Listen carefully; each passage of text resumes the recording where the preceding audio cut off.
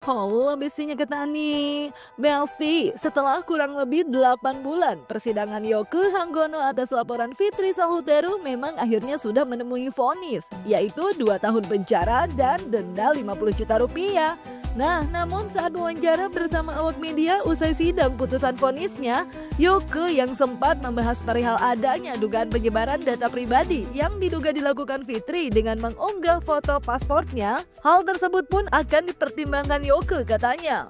Apakah ini berarti bakal dilaporkan balik sama Yoke ya Besti? Secara Yoke yang memutuskan gak banding ini sempat menyebut terima dan mengalah dulu aja katanya. Kak Yoko kok cuma 2 tahun? Kok cuman? Itu kan kita nggak bisa kita itu membawa kasus hukum itu atas kepuasan hati, nggak boleh. Itu memang kalau menurut aku sudah top banget, sudah maksimal karena tuntutannya 3 tahun 6 bulan. Kalau dia divonis 2 tahun itu udah keren banget. Apalagi aku respect banget sama JPU, mungkin beliau-beliau ini melihat, mempelajari ulah-ulah si Yoke nih di dunia maya, mereka banding, keren ya. Jadi kita harus sama-sama memerangi bullying di dunia maya. Apapun alasannya si Yoke, mau katanya saya ini dijerat dengan pasal penyebaran data pribadi ya, bukan bullying. Ada laporan lu bullying? Belum, karena tadinya aku pikir ya sudahlah, dia sudah menyesal. Tapi aku liatin ada aja ulahnya itu setelah sidang, bacot ya. Dia lupa kalau yang meringankan itu adalah maafnya aku. Itu pun dia denial, antara jongkok sama sujud aja nggak mau ngakuin. Sekarang aku katakan kepada kalian ya, dia ngedeprok nyembah aku di depan majelis hakim yang mulia, memohon ampun aku. Dia bukan sujud lagi, dia nyembah aku ya. Karena dia nyembah aku maafin. Jadi kalau dia ngomong antara jongkok dengan apa itu, terserah dia, faktanya adalah dia nyembah aku dan itu yang meringankan dia.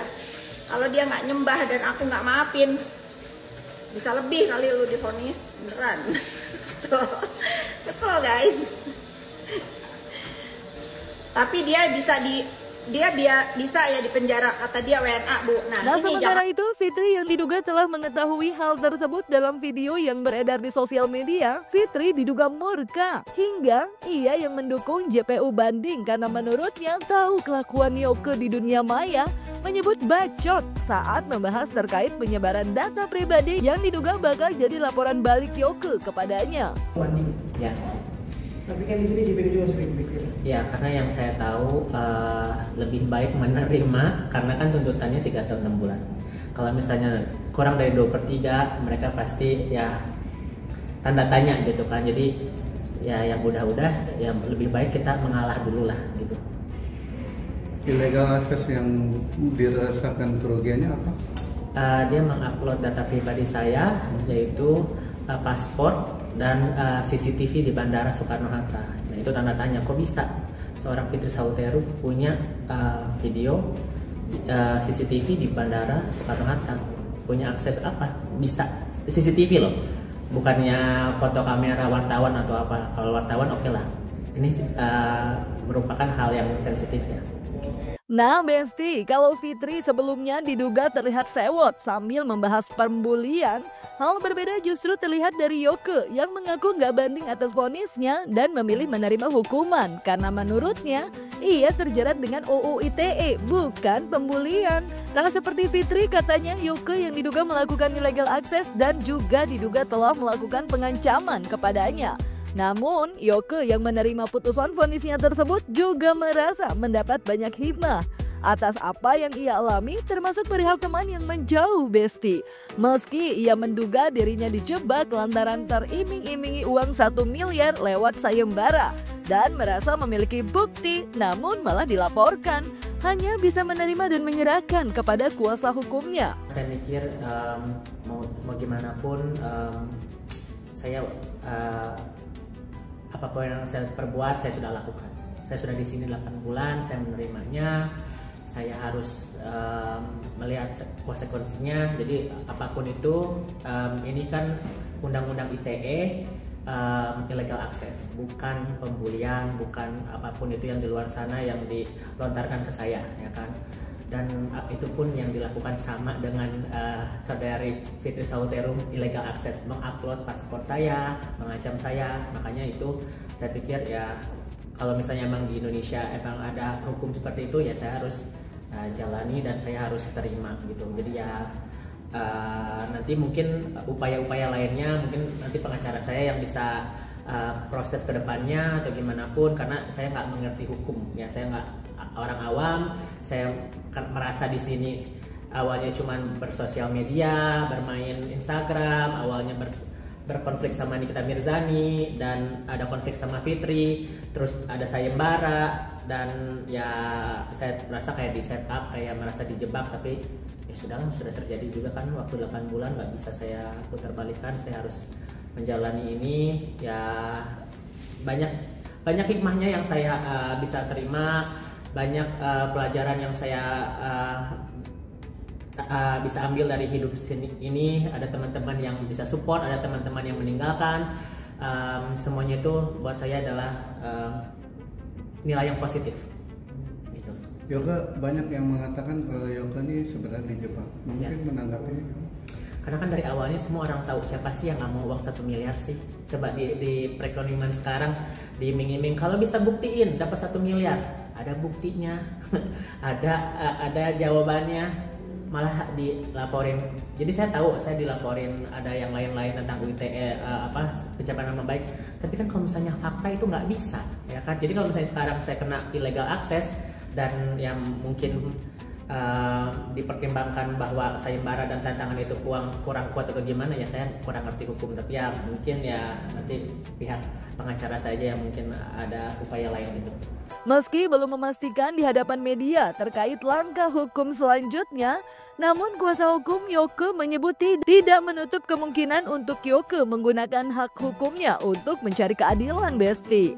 Apakah ini yang dimaksud tentang laporan balik yang akan ditempuh setelah proses hukum Yoke terkait tindakan pencemaran nama baik selesai dengan diterimanya vonis 2 tahun dari Majelis Hakim Pengadilan? Mungkin belum hari ini kita menjelaskan kepada publik, tetapi Yoke juga punya hak untuk melakukan upaya hukum ke depan, baik terhadap Fitri atau kepada siapapun yang merugikan Yoke, sehingga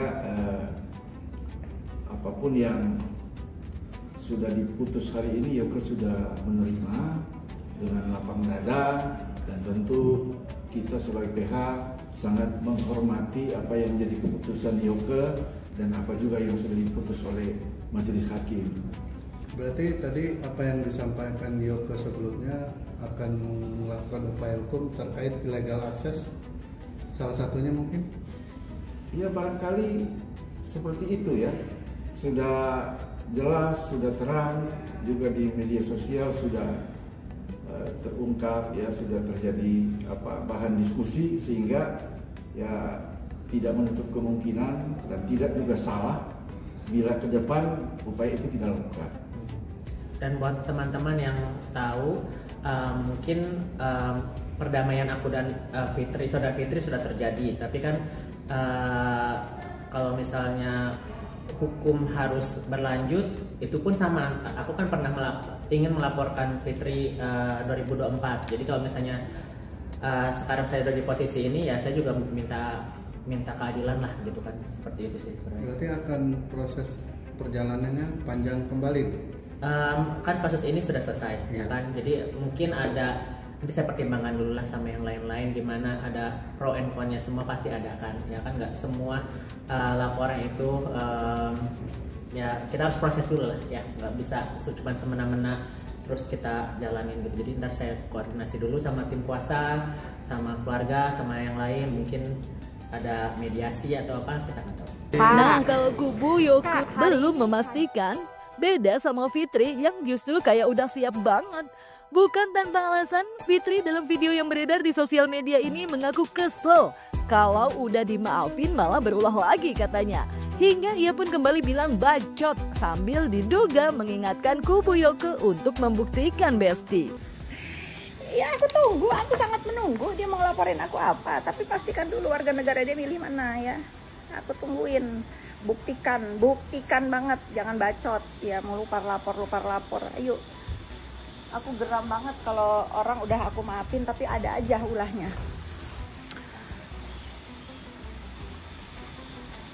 Sekarang abaikan yang nggak penting, maunya begitu, maunya aku mengabaikan yang nggak penting, tapi ada aja gitu loh. Aku nggak bisa lagi digiring-giring opini sehingga dibiarkan, sehingga berkembang biak, jadi ngawur. Ada, kalau nggak bener aku sikat sekarang. Di belakangnya si Yoke siapa sampai brutal begitu, nggak tahu aku mau siapapun di belakang dia, aku nggak peduli lah. Aku nggak peduli, faktanya tidak bisa membebaskan dia. Dia mau bawa saksi siapa, mau bawa setan ijo kayak bersaksi, nggak ada. Apalagi sampah-sampah yang si Yoke jadikan saksi. Ini masalah kebenaran dan ini perjuangan harga diri saya. Nggak ada, saya nggak peduli. Nggak sekalian aja setan izin bawa sana ke depan sidang. Dukun nggak ada tuh dukun. Dukun nggak dibawa. Tak hanya diduga geram karena merasa sudah memberikan maafnya, namun diduga bakal dilaporkan balik. Fitri pun dalam video yang beredar di sosial media mengingatkan untuk hati-hati dengan hukum dan mengingatkan dosa terhadap siapapun yang menudingnya membayar oknum.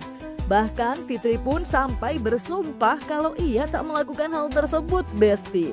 Ia pun menyinggung apa yang dikatakan Yoke terkait memohon keadilan, karena baginya hal tersebut itu pun sama baginya yang juga memohon keadilan pada majelis hakim dan penegak hukum. Terlebih menurutnya perihal sayembara yang diduga membuat Yoke merasa terjebak ini justru hingga sekarang masih berlaku. Namun salahnya Yoke adalah menunjukkan sayembara tersebut dengan cara melanggar hukum. Udah ya, jangan main-main tentang masalah hukum ya, karena nggak semua orang itu diem dan gak semua pejabat itu oknum.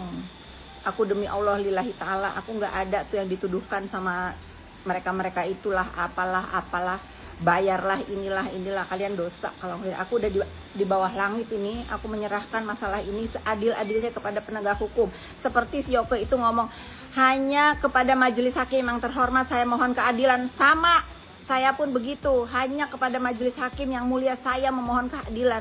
Terima kasih sudah memberikan keadilan kepada saya. Jadi jangan pikir cuma dia doang yang bisa bacot dan bisa memohon. Saya pun begitu. Padahal saya ini udah nggak mau ngebahas dia ini ya. Saya udah mau maafin. Tapi kalau ya ini terlepas saya juga udah maafin dia. Tapi saya harus meluruskan ucapan-ucapan dia itu. Nggak bisa saya diamin dia seenak bacotnya aja sekarang. Kasar, orang kasar harus dikasarin lagi ya, karena nggak mempan. Kalau kita ajak ngomongnya yang baik, yang ngasih pengertian, yang mengedukasi, nggak nyampe otaknya. Lalu dua lagi, kenapa dia itu sampai diponis ya? Dia ngomong kan kalau dia challenge tentang sayembara. Sampai hari ini sayembara itu masih berlaku, buktikan ya. Tapi si bodohnya ini si Yoke ini, dia menunjukkan sayembara itu dengan melanggar hukum. Ya nggak, karena apa? Pengen ngebully aku kan tadinya niat. Mens rea itu apa? Ngebully. Syukur loh. Syukur. Ini aku bukannya nggak prihatin atas yang si Yoke katakan. Iya, si Yoke emang bacot. Makanya kita bacotin lagi dia. Jadi kalau orang itu udah ngasih maaf tapi dianya tetap musik ya aku injek lagi gitu. Coba kalau dia udah aja, kan katanya dia menerima menjadi pelajaran yang berarti, ya udah jangan bikin ulah lagi. Nah sekarang dia udah di sana, ada nggak kesempatan dia untuk preskon lagi? Bener banget David bacot mulu. Iya si Yoke bacot mulu, emang harus dibacotin balik. Terakhir nih karena dia udah nggak punya panggung lagi sampai selesai dia menjalankan hukuman. Kalau dia nanti keluar bacot lagi nggak apa-apa, dia akan sampai mati membawa statusnya jadi narapidana sampai ke liang lahat sesuai. Tinggal kalian aja netizen pinter, setiap nanti kalau dia keluar dia bikin ulah lagi, artinya dia tidak kasihan sama orang tuanya. Padahal dia udah ngomong sama aku, dia kasihan sama ibu bapaknya. Kalau dia berulah lagi berarti dia nggak dapat pelajaran dari apa yang sudah terjadi. Kalau dia merasa ya sudah, karena ulah-ulah dia sehingga dia harus menjalani ini semua, ya udah itu yang renungin. Kan 5 tahun yang ngebully saya. Renungin bagaimana mental anak saya, bagaimana teman-teman saya yang kena mental gara-gara dia. Itu renungin. Ya Besti, kita lihat aja nanti ke depannya. Secara Yoke juga bilang bakal diskusi dulu. Memang bisa aja tidak menutup kemungkinan, tapi ya belum pasti juga. Dan kalaupun pasti, Fitrinya juga udah siap kayaknya. Tapi kalau Ani sih mending damai-damai aja ya Besti, saling memaafkan lagi aja. Tapi itu saran Ani ya. Anyway, jangan lupa like, subscribe, komen, dan share biar bisa dapetin video berita kece lainnya cuma di Kata Ani Besti.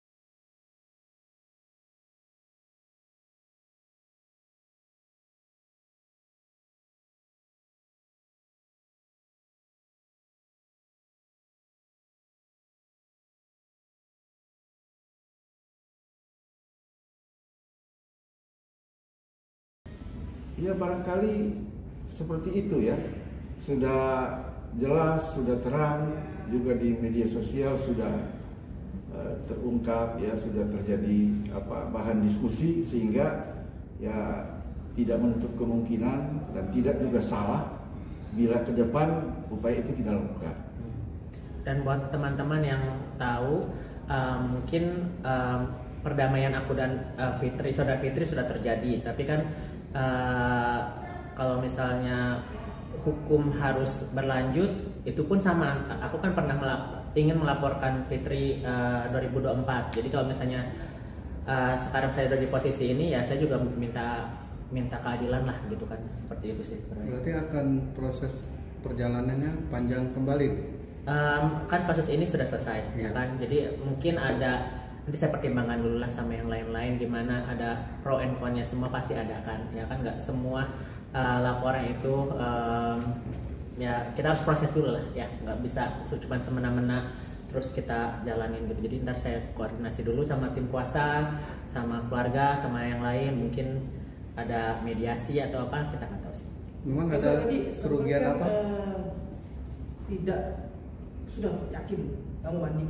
Ya, Tapi kan di sini si PK juga sering pikir. ya karena yang saya tahu lebih baik menerima, karena kan tuntutannya 3 tahun 6 bulan. Kalau misalnya kurang dari 2/3, mereka pasti ya tanda tanya gitu kan. Jadi ya yang udah-udah ya lebih baik kita mengalah dulu lah gitu. Illegal access yang dirasakan kerugiannya apa? Dia mengupload data pribadi saya, yaitu paspor dan CCTV di Bandara Soekarno-Hatta. Nah itu tanda tanya, kok bisa seorang Fitri Sauteru punya video CCTV di Bandara Soekarno-Hatta? Punya akses apa?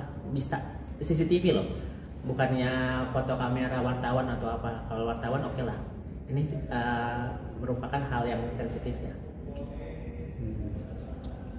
Oke. Ya, Siap, ketemu. mungkin setelah after ini sendiri apa sih Jangan. yang diingin? Ya utamanya saya mau hidup lebih tenang lagi, nggak mau berkonflik sama siapapun. Tapi kan namanya masalah hukum ya. Jadi kalau masalah pribadi saya nggak punya dendam sama siapapun. Saya pun kalau misalnya harus meminta maaf sama perorangan, saya akan lakukan itu mungkin waktu nanti saya keluar, karena kita sebagai manusia pasti punya salah kan.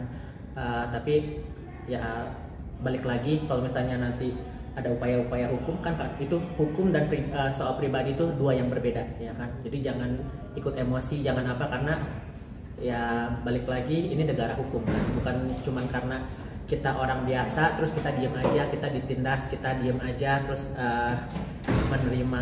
Untuk sekarang saya menerima, tapi mungkin ya dipikir lagi lah apa yang terbaik buat saya nanti. Bang Sony, perkiraan bebasnya Yoke mungkin dipotong masa tahanan ini kan 2 tahun, sedangkan sudah menjalani proses 6 apa 8 bulan? 8 bulan. 8 bulan. Ya kita tinggal hitung kalkulatornya kan ada nanti. Jadi 2/3 dari 2 tahun itu kan udah paling beberapa bulan lagi. Apa langkah pertama kalau bebas nanti ya? Pulang dulu ke Amerika nih. Kenapa? Iya, karena di sini saya mikir shock ya, karena ya mungkin keluarga juga pengen saya balik lagi ke Amerika. Satu, emang saya kerja di sana kan, saya juga punya teman-teman sana gitu, jadi ya mau ke sana dulu. Tapi kalau misalnya emang harus saya di Indonesia dulu ya nggak apa-apa juga, keluarga juga di sini. Oke, makasih. Terima kasih semuanya.